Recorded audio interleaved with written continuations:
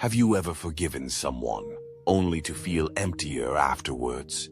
You say you've let go, but there's still a quiet hollowness inside you, a nameless wound that doesn't heal. You're no longer angry, but you're also no longer yourself. Forgiveness. People praise it as the pinnacle of love, of growth, of liberation. But there's a kind of forgiveness that kills you slowly, a kind that lacks boundaries, lacks dignity, lacks the essence of your true self. You don't forgive because you're generous. You forgive because you're afraid. You don't forgive to free the other. You forgive because you don't know how to protect yourself. When forgiveness exists without boundaries, it is no longer compassion. It becomes self-betrayal.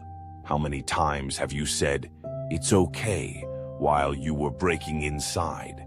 How many times did you stay silent to avoid hurting others while you bled within? We grow up afraid of being left behind, and so we forgive even the unforgivable. We wear the mask of kindness, sacrifice, endurance, as a way to hold on to love, to preserve a connection, to maintain the illusion that we are worthy. But forgiveness without alignment is not nobility. It is disappearance. Carl Jung once said, "There is no coming to consciousness without pain." And pain doesn't only come from others. It comes from within the very act of forgiving when you're not ready. Do you ever feel like someone finally sees the part of you you've always hidden? Here, you don't have to hide anymore. You're safe now. And don't forget to subscribe to my channel so we can keep walking this path together. Thank you. When you cannot face the anger, the wound, the crushed dignity, forgiveness is not ignoring. Forgiveness is not forgetting. Forgiveness is facing the wound, naming it, setting limits so it cannot repeat, and only then choosing to release. But most of us bypass this. We skip the confrontation, hoping time will heal, and so we bleed again, deeper this time. Because forgiveness without boundaries is like leaving the door wide open for the one who hurt you, while their knife is still stained with your blood. Do not confuse love with fear. Many think they forgive out of love, but truly they are simply terrified of being alone. They forgive to hold on, to a person, to a role, to a decaying bond. They forgive because without that relationship, they would have to ask themselves, who am I if I am no longer theirs? And that is when forgiveness becomes abandonment, a soft suicide where you lull yourself into believing everything is fine, that you're strong, but deep inside you're fading. Learning to forgive is a beautiful thing. But learning to forgive while preserving your boundaries, your dignity, your wholeness, that is true freedom. Forgiveness is not an invitation for others to hurt you again. Forgiveness is you stepping out of the loop and closing the door on what doesn't deserve you. Forgiveness without the protection of self is a quiet form of self-destruction. You don't need to be a saint. You just need to be awake enough to know when forgiveness is freedom and when it's just running from your own pain. You are not weak for being angry. You are only weak when you bury that anger beneath the mask of love. Setting boundaries is not selfish. It's how you tell the world, I matter. So what happens if you choose silence? No forgiveness, no explanation? What happens if you stop doing good just to be loved? Have you ever noticed how silence can feel louder than words? When someone withdraws, not in anger but in stillness, it unsettles the entire room. Because true withdrawal isn't avoidance, it's a reclamation. You stop explaining, you stop convincing, you stop begging to be seen. And that is when the world begins to shift. Not because you demanded change, but because you removed the fuel that kept the illusion alive. What if choosing not to forgive is the beginning of true self-respect? There comes a point where silence speaks louder than forgiveness, where no reply is not pettiness but power. You are no longer trying to repair what was never whole. You are choosing to let the pieces lie where they fell, because not everything deserves restoration. We are taught that goodness means going back, that strength is in staying, rebuilding, being the bigger person. But sometimes strength is in absence, in letting the echo of your absence teach the lesson your words never could. This is not revenge. This is sacred space. This is the silence that says, "You cannot touch me anymore." Carl Jung spoke often of individuation, the process of becoming who you truly are. And that path often requires solitude, withdrawal, the quiet undoing of every version of yourself you created just to be loved. You stop texting first. You stop chasing clarity. You stop giving your energy to explanations that are never heard. You sit with your discomfort and realize it's not the silence that hurts. It's what the silence reveals. Your worth has never depended on their recognition. Silence is terrifying for those who thrive on your guilt, your openness, your access. When you become quiet, you take back the narrative. You take back time. You take back energy. And that terrifies them. Because silence is not void. Silence is consequence. You no longer say, "It's okay." You say nothing. You no longer ask, "Do you understand how much you hurt me?" You no longer need them to. This is when you reclaim your dignity, not loudly, but with the gravity of someone who has nothing left to prove, because dignity doesn't beg. It walks away. Forgiveness can be love.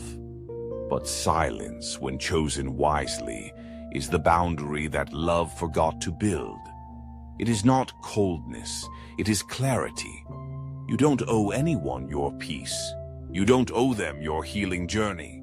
You don't owe them access to the parts of you they broke.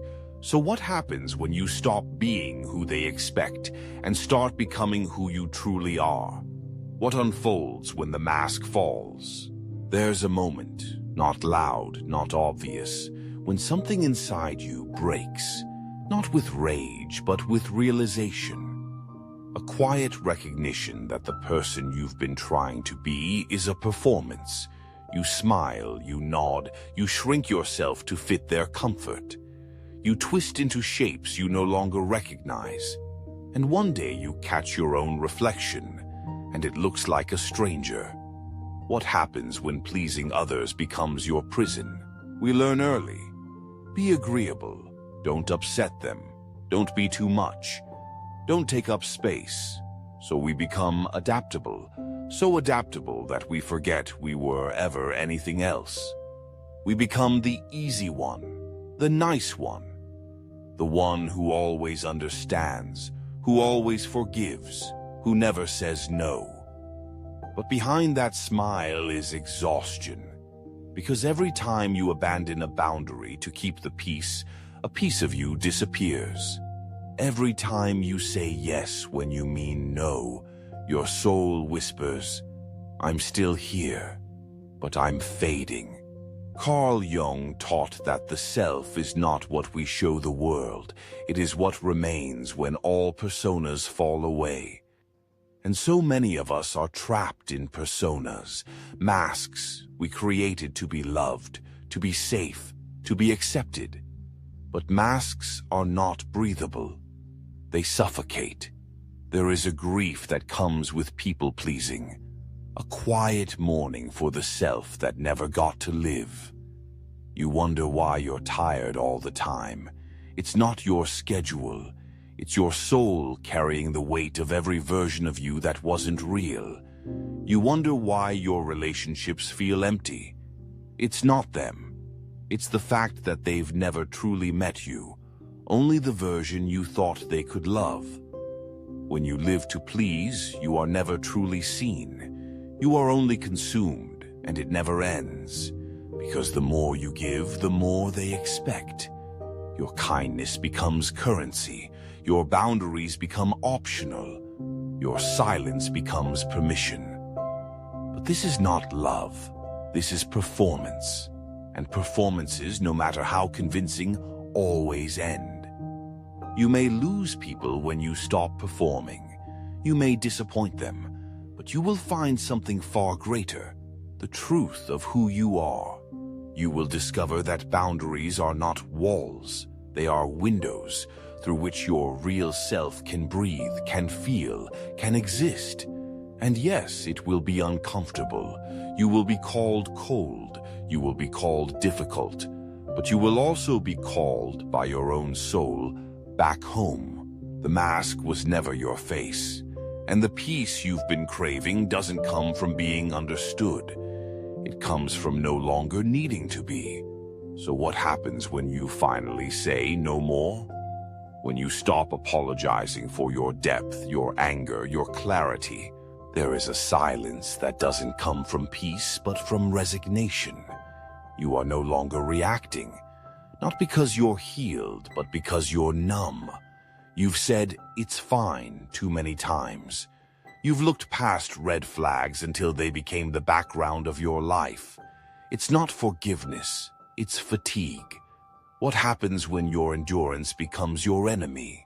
We glorify strength. We wear it like armor. We push through, hold it in, smile through tears, whisper, "I'm okay," until the words become automatic. We call it resilience. But sometimes it's just dissociation. You're not okay. You haven't been okay for a while, but you've mastered the art of appearing functional. Carl Jung wrote, "Until you make the unconscious conscious, it will direct your life, and you will call it fate." And many of us are living that exact tragedy, being shaped by pain we refuse to name, enduring what we should have ended, staying in places we should have outgrown. There's a high cost to pretending. Your body remembers every betrayal you excused. Your spirit keeps record of every time you betrayed yourself for peace. That heaviness you carry? That's the backlog of all the yeses you didn't mean. You've become the strong one, the one they lean on, the one who never needs help. But no one asks what it's costing you. No one sees the erosion under the surface. Because you don't scream, you endure. But there is a difference between strength and suppression. Real strength is not tolerating everything. It is knowing what is no longer yours to carry. Forgiveness without boundaries turns strength into self-abandonment. You become the hero in everyone else's story, but a ghost in your own. You start resenting people not because they hurt you, but because you never told them how much it hurt. You want them to read between the lines, to sense the weight in your silence. But they don't. They never will. Because you've trained them to believe you're fine. And now, when you finally want to scream, your voice is gone. There comes a breaking point. Not the kind that looks like collapse. The kind that looks like awakening. A moment when your soul refuses to be silenced any longer. When your exhaustion turns into clarity, you realize endurance is not the goal. Peace is, and peace requires change. It requires letting go of roles that keep you unseen, releasing people who only love the version of you that serves them, saying no, not with guilt, but with grace. You don't have to be strong all the time. You're allowed to fall apart. You're allowed to rebuild. You're allowed to walk away from anything that makes you shrink. Strength is not how long you lasted. It's how honestly you choose yourself now. So what happens when you stop enduring? When you put the weight down and pick your truth up? You stop surviving. You start living. You begin to hear your own voice again, clear, raw, unapologetic. And that voice will say, "I forgive you, but I'm done." Next, we'll explore what it means to rebuild your identity, not through others, but through the self you had forgotten, what remains when you've let go of the weight, when the apologies dry up, when the masks fall, when the need to please, to be forgiven, to fix others disappears. What's left? There is a silence after survival, a space where your soul begins to speak again, not from pain, not from urgency, but from truth. And this is where your real self begins to rise. You have spent so long defining yourself through others, through what they needed, through how well you played your part, through the approval you chased like air. But what if you are not someone to be earned, but someone to be remembered? There's a version of you beneath the roles, the one before the betrayal, before the sacrifice, before the self-forgetting in the name of love. That version is not gone, just buried, under years of performance, under layers of should and must and what will they think? Carl Jung called this the process of individuation, the sacred work of becoming whole. Not perfect, whole. It is not about fixing yourself. It's about finding yourself beneath the noise. This is the beginning of your return. You start hearing your inner voice, not the critical one shaped by shame, but the ancient one shaped by knowing. It whispers things you forgot how to believe. I don't need to explain myself. I am allowed to be loved without performing. I am not here to carry what was never mine. You begin to rebuild, not in grand gestures, but in quiet refusals. You don't reply to the message that costs your peace. You don't go to the gathering where your presence is expected, but your soul is unseen. You don't give access to those who once fed off your lack of boundaries. And with each no, you say yes to yourself. Forgiveness without boundaries taught you what you're not. Now, clarity teaches you what you are. You are not a fixer, not a placeholder, not a forever forgiver. You are not required to carry the emotional debt of others. You are a being with a center, a core, a gravity that doesn't need to justify its pull. You begin to feel rooted, not in who they think you are, but in who you finally remember you've always been. You stop measuring your worth by your ability to be understood. You stop performing healing for the sake of appearing graceful. You let grief do its work. You let silence shape your depth. You let solitude reveal your substance. This is not revenge, it's restoration. You will lose people. Yes. The ones who only knew the version of you that needed them. The ones who preferred you exhausted, agreeable, predictable. But you will gain something sacred, alignment. You will begin to feel moments of peace not as exceptions, but as home. You will find spaces where you don't have to shrink. You will meet people who see your no as a sign of maturity, not disrespect. And above all, you will begin to see yourself as enough. Not because you finally proved it, but because you stopped seeking proof. This is what real healing looks like. Not everyone clapping, not everyone staying, but you standing, solid, silent, sovereign, because you no longer abandon yourself to be accepted, because you no longer betray your truth to be liked, because forgiveness now comes with discernment. Not everyone deserves a second entrance into your life. Some goodbyes are holy, some doors are meant to close without noise, and some healing only begins when you finally say, I forgive you, but I belong to me now. This is the final turn in the path, not the end, but the beginning of a different way of walking. You move lighter, not because you carry nothing, but because you no longer carry what was never yours. The pain was real, the forgiveness was earned, but the freedom is chosen.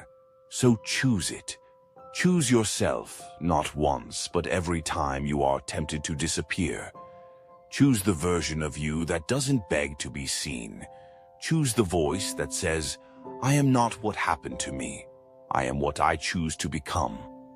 As Jung said, the privilege of a lifetime is to become who you truly are.